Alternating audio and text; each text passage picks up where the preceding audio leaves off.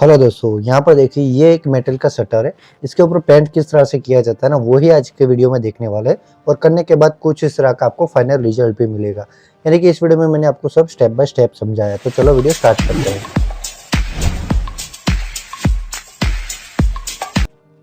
सबसे पहले देख लीजिए आप, शटर की कंडीशन कुछ इस तरह की है। यहाँ पर धूल, मिट्टी और कई जगह पे जंग भी लग चुका है। तो आपको मैं एक बार नज़दीक से भी दिखा देता हूँ। जैसे कि आप यहाँ पर देखो, ये कितना धूल मिट्टी वाला है। तो सबसे पहला हमारा स्टेप इसके ऊपर आएगा कि ये धूल है ना, मुझे हमें क्लीन करना होता है। क्लीन करने के लिए हम यहाँ पर पेड ब्रश होता है ना, उसका यूज़ कर सकते हैं, ब्लोअर का यूज़ कर सकते हैं, या फिर आप कपड़े का भी यूज़ करके जितनी भी डस्ट है ना वो उसे हटा सकते हैं। यहाँ पर हम पेड ब्रश का यूज़ करके आपको फटाफट पूरा दिखा देते हैं।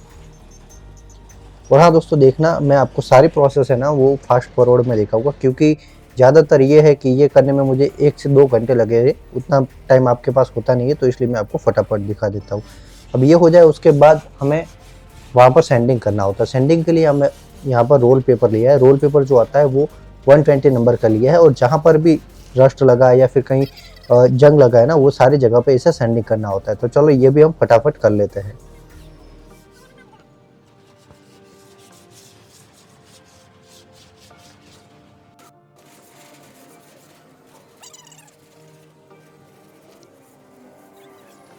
अब दोस्तों यहाँ पर सैंडिंग हो जाए उसके बाद फिर से एक बार कपड़े की मदद से साफ करना है, क्योंकि जितनी भी डस्ट है ना वो ब्रश से नहीं निकली होगी, वो कपड़े से अच्छे से निकल जाएगी।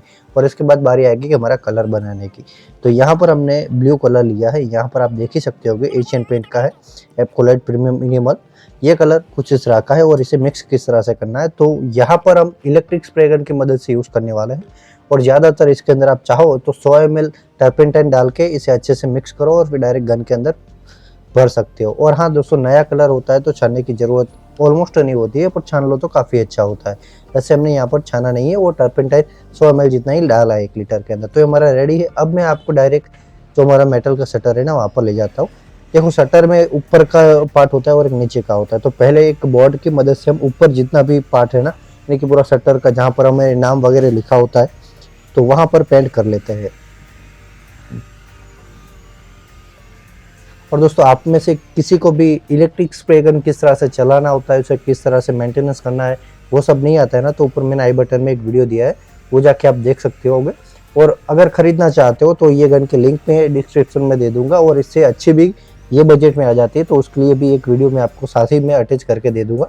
तो वहाँ पर आप टॉप 5 इलेक्ट्रिक स्प्रे गन में से कोई एक अच्छी सी आपके लिए चूज़ कर सकते हो। और देखो इसकी फिनिशिंग किस तरह से आती है ना, तो यहाँ पर देखिए कुछ इस तरह की आपको ये फिनिशिंग देखने को मिल जाएगी। आपको मैंने स्ट्रेट पट्टा लेके गन से मदद के जो यूज़ करा हो ना, वो पूरा पैटर्न समझाया है। अब इस तरह से ही हमें आगे पूरा शटर में करना होता है। उससे पहले आप जो बाजू की दीवार है ना वहाँ पर मास्किंग कर लो तो काफ़ी अच्छा है। अगर नहीं कर सकते तो मेरी तरह एक बोर्ड रखो और इस तरह से हल्के हाथों से बाजू में ना उड़े वैसे पूरा शटर को कर सकते हो, जैसे कि यहाँ पर हमने कर दिया। अब दूर से मैं आपको दिखा देता हूँ। देखिए, ये यहाँ पर मेरे साथ एक मेरा कारीगर है और एक सुपरवाइजर है। दोनों को गन चलाना नहीं आता है, तो साथ साथ में मैं वो भी उनको गन चलाना भी सिखा रहा हूँ। अगर आप भी चाहते हो कि कुछ तरह का गन चलाना किस तरह से सीखना चाहते हो, तो कमेंट में बता सकते हो। उसके ऊपर भी मैं एक ट्यूटोरियल वीडियो बना के आपके साथ शेयर कर दूंगा। और बाजू में देखिए, मैंने आपको थोड़ी देर पहले बताया था कि बोर्ड वगैरह रखे और कुछ इस तरह से स्प्रे करें, ताकि हमारी बाजू में जो व्हाइट कलर की दीवार है ना वो भी ना बिगड़े। तो इसी तरह से हमने दोनों तरफ कर लिया है। फिलहाल आपको एक ही तरफ दिख रहा होगा, दोनों तरफ मैं ये शटर खत्म होते ही कर दूंगा। तो चलो फटाफट पूरे शटर के अंदर हम स्प्रे करते हैं।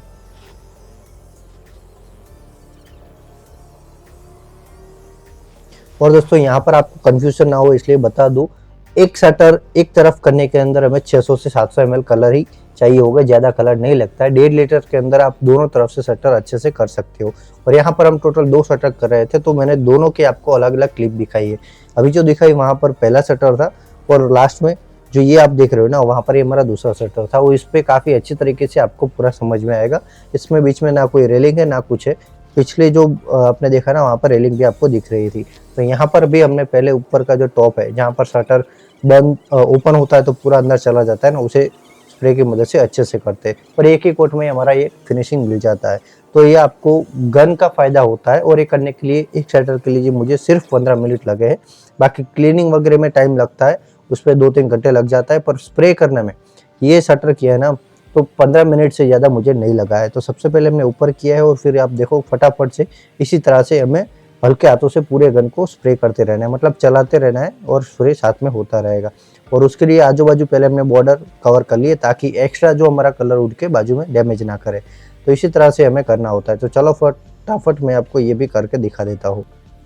और साथ में आपका एक डाउट भी मैं क्लियर कर दूँ, इलेक्ट्रिक स्प्रे गन की मदद से मुझे कई सारे ऐसे कमेंट आते हैं कि जहाँ पर सिर्फ आप बोल रहे हो कि वाटर बेस्ड पेंट ही होता है या फिर और कोई होता है कि नहीं, और ख़ास तौर पर ये कमेंट होता है कि ऑयल पेंट कर सकते हो फिर नहीं कर सकते हो। तो उसका जवाब है सीधा सा, आप वीडियो में देख ही रहे हो, मैंने इतना बड़ा शटर ऑयल पेंट का चुटकी में कर रहा है, तो बिल्कुल ईजी फिनिशिंग के साथ ये हो सकता है। और इसके लिए मैंने एक वीडियो अलग से भी बनाया है जहाँ पर रीपेंटिंग के लिए एक पुराना दरवाज़ा लिया है और उसके साथ बाजू में एक नया दरवाज़ा है जहाँ पर हमने पहले से रेड ऑक्साइड लगा के रखा था। तो उसके ऊपर भी मैं आपको जल्दी वो पूरा प्रोसेस भी दिखाने वाला हूँ।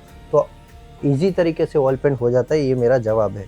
तो यहाँ पर देखिए, आपसे बात करते करते ही मैंने ये पूरा शटर अच्छे से स्प्रे कर दिया है। ऑलमोस्ट छोटा सा पार्ट बाकी है, वो होते ही मैं आपको लास्ट की जो फिनिशिंग है ना, तो वो भी नज़दीक से दिखा देता हूँ।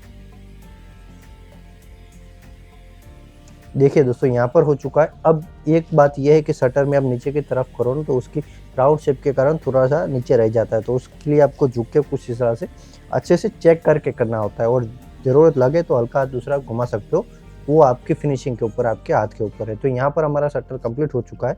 अब मैं आपको नज़दीक से दिखाता हूँ कि इसकी फिनिशिंग किस तरह से आपको देखने को मिलती है। तो आई होप आप ये फिनिशिंग देख सकते होगे। वीडियो पसंद आया तो प्लीज़ वीडियो को लाइक कीजिएगा और चैनल को सब्सक्राइब भी कीजिएगा।